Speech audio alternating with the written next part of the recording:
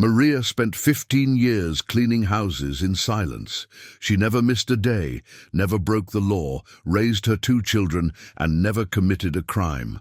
But one morning, immigration agents knocked on her door.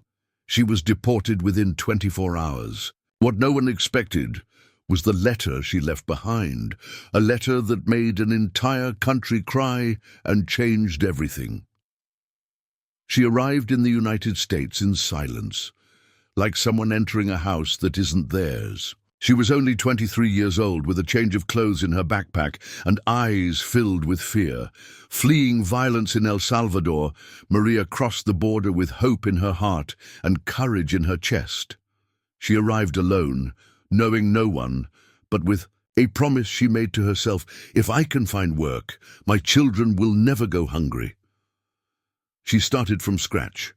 She slept on borrowed couches, ate whatever she could find, and took any job she could get. Soon, she found a family that needed someone to clean their house, and so began her 15 years of invisibility. Maria was not seen, but she was everywhere. She was the one who left the bathroom spotless, ironed the white shirts to perfection, and organized toys as if they were her own children's. She worked 6, sometimes 7 days a week, without complaining, without stopping. She never asked for a raise. She never missed a day, always with the same shy smile and eyes that avoided direct contact, as if apologizing for existing. Her employers said she was like family, but they never asked her about her own family. And her family grew. She had 2 children on American soil. She raised them alone, between cleaning jobs, juggling school meetings, and hiding her constant fear that she would be caught at any moment. Maria avoided going out. She didn't drive. She didn't go to the hospital even when she had a fever. She didn't call the police, not even when she was harassed by one of her bosses. She knew that any exposure could be fatal. She lived with a heavy heart, but with the certainty that she was doing the right thing, giving her children a better life. For 15 years, Maria believed that her efforts were enough, that silence, dedication, and discretion would keep her safe. But everything changed on an ordinary afternoon, when a simple trip to the hospital ended in tragedy. It was at that moment, in the blink of an eye, that everything she had built began to crumble. It was a sunny Tuesday when Maria decided to take her youngest son, Mateo, to the pediatrician. He had been complaining of headaches and fever for 2 days, and even with the fear she felt every time she left the house, she couldn't ignore the boy's suffering. She took the bus early, arrived at the doctor's office, and filled out the paperwork, as she always did, with a pen in her hand and her heart racing. The appointment was quick, nothing serious. Mateo just had a mild infection. Relieved, Maria thanked the doctor and returned home, smiling discreetly. But her relief was short-lived. On the way back, as she passed an intersection in Boyle Heights, the bus was stopped at a routine checkpoint. It was part of a local operation, supposedly to check drivers' documents. But that morning, immigration agents were present. Glances began to cross, questions were asked. And when Maria tried to discreetly leave with her son through the back door of the bus, she was intercepted. She didn't resist. She didn't run. She just hugged Mateo tightly, as if to protect him with her own body.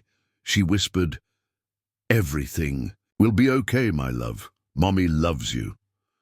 The agents were harsh and to the point. They took her away right there, under the frightened eyes of the passengers and her own son, who cried without understanding what was happening. In less than 24 hours, Maria was in a detention center. No trial, no lawyer, no chance. The only thing they allowed her to do was make one phone call. She called her neighbor, Donna Eleanor, a Mexican woman who always helped with the boys. With a trembling voice, she asked, "Take care of them for me, just until I get back." But Maria knew, deep down, that she might not return. The next morning, before being put on a plane back to San Salvador, she wrote a letter. A sheet of paper folded in half, written with tears and courage, a note of goodbye, of pain and love. That letter would change everything. The letter was written with a borrowed blue pen on a piece of plain paper. Maria didn't have much time, but she thought about each word as if it were the last thing her children would ever read from her. Her hands trembled, not out of fear of deportation. That was already a foregone conclusion, but because of the emptiness of not being able to hug her children one last time. Sitting on a cold bench in the detention room, she wrote as if she were bleeding onto the paper. Mateo, Luna, my loves, if you are reading this, it is because Mommy couldn't come back. Forgive me. I wanted to be there next to you, making breakfast, combing your hair, and tucking you in before bed. Everything I did during all these years was for you. Every floor I cleaned, every tired moment I endured in silence, every tear I hid. It was to see you grow up with dignity. Mateo, take care of your sister. You are strong even though you are small. And Luna, keep smiling, my ray of sunshine. You are all I have. If one day someone asks who your mother was, tell them. She was brave. She fought, and even though I've been deported, even though I'm far away, I will never stop loving you with every fiber of my being. With eternal love, Mum. Donna Eleanor found the letter a few days later, folded among the clothes that the agents had returned. When she read it, she could barely finish. She cried silently and, without thinking twice, took the paper to the school where Mateo and Luna studied. The principal moved, asked permission to share the letter. Within hours, it was on social media. In one day, it made the news. In a week, it reached the halls of Congress. Thousands of Americans, many who had never paid attention to stories like Maria's, were moved by that simple piece of paper. Protests erupted. Petitions were signed. Ordinary people began to raise their voices for someone who had always lived in silence. And then, something unexpected happened. Maria's letter spread across the country like a cry that no one could ignore. Newspapers, radio stations, social media, everyone was talking about the mother who had cleaned houses for 15 years and was torn away from her children as if she were disposable. Even those who defended strict immigration laws stopped to reflect. There was something in that shaky handwriting, in that brutal simplicity, that touched the heart of anyone with a shred of humanity. It was impossible to read it and not imagine your own mother writing those words. Soon, volunteer lawyers offered to take on the case. A fundraising campaign was set up to help with legal costs. People Maria had never met began fighting for her. As if she were family, the online petition surpassed 1 million signatures in less than a week. Even celebrities shared her story, demanding that authorities review the deportation. Meanwhile, in San Salvador, Maria was trying to readjust, but she no longer had a home, a job, or security. All that remained was silent anguish, the muffled sound of video calls with her children and suffocating longing.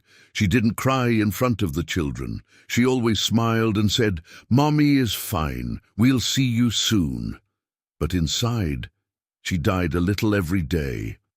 Then the news came. An unprecedented decision.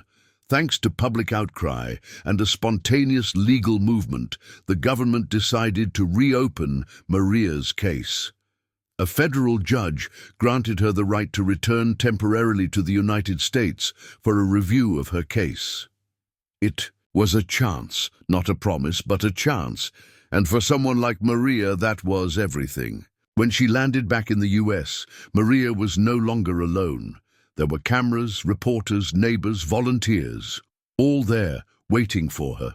But among them all, two little faces stood out in the crowd, Mateo and Luna. They ran into their mother's arms.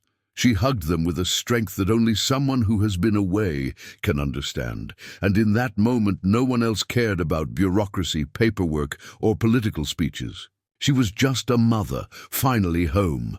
Maria didn't know what the future held for her. Her status was still temporary, and the struggle was far from over. But in that embrace with her children, she found something that no document or court decision could give her: belonging. For years she lived as if she were invisible, cleaning the floors of houses that would never be hers, smiling at bosses who didn't even know her full name, avoiding any contact with the police, afraid of being torn, away from everything at any moment. She wasn't a number. She wasn't an immigration case. She was a woman, a mother, an honest worker who just wanted to raise her children in peace. And how many other Marias are there today, living in silence, in fear, waiting for the moment, when their lives could be turned upside down by a police raid, an anonymous tip, or a simple twist of fate? Maria's story is not a fairy tale. It did not end with a big court victory or a passport stamped "Welcome back," but it ended, or rather began, with something the system can never control: humanity. Her children are growing up today with the memory of a mother who never gave up on them. And the entire country was forced to look inward, even if only for a brief moment. The letter Maria wrote was not just for Matteo and Luna. It was for all of us. A reminder that behind every deportation, there is a story, a pain, a family being torn apart.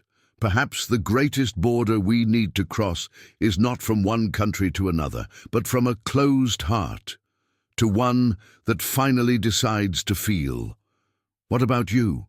If it were your mother, your sister, your child, would you also remain silent?